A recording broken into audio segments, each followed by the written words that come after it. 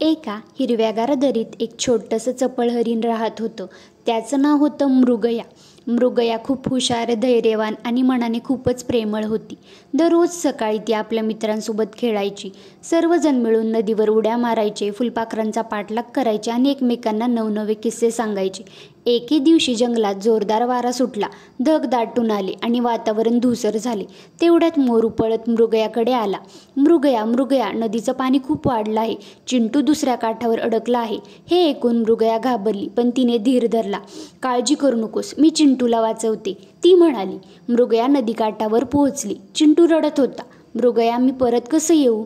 मृगयाने विचार केला. पाणी खूप जोरात वाहत होतं. तिला अचानक एक जुने पडलेले लाकूड दिसले. ती म्हणाली, हे घे चिंटू, लाकूड पकड आणि हळूहळू माझ्याकडे ये.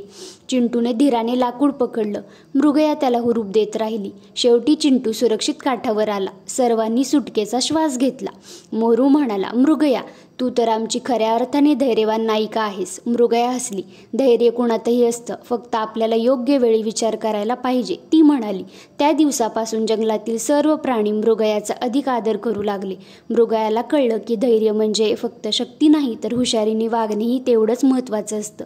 धैर्य म्हणजे फक्त ताकद नाही, तर योग्य निर्णयही आहे.